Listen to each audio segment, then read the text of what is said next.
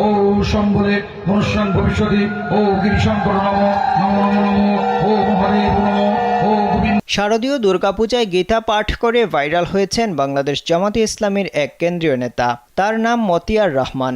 তিনি জামাতে ইসলামের কেন্দ্রীয় মজলিসে শুরার সদস্য। ওয়ালাইকুম আসসালাম।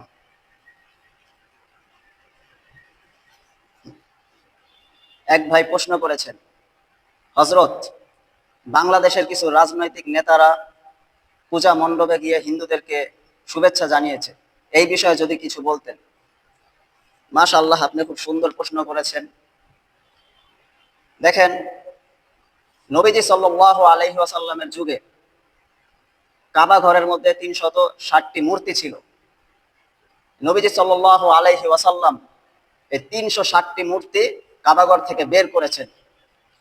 নবীজি সাল্লাল্লাহু আলাইহি সাল্লাম এই মূর্তিগুলো বের করেছেন, এটা বোঝাচ্ছেন যে শিরিক করতে দেওয়া যাবে না, শিরিকের সাপোর্টও করা যাবে না।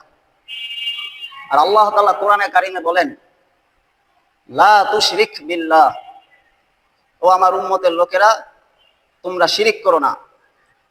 অর্থাৎ সব গুনাহ মাফ হয়, কিন্তু শিরিকের গুনাহ মাফ হয় না। এটা এত বড় একটা নিকৃষ্ট কাজ। আর আমাদের রাজনৈতিক নেতারা কিছু ভোটের জন্য আজকাল যারা শিরিক করতেছে তাদেরকে কাছে শুভেচ্ছা জানাইতে, এটা খুবই একটা নিকৃষ্ট কাজ। আল্লাহ তাআলা আমাদেরকে এটা হতে হেফাজত করুক, বলি আমিন।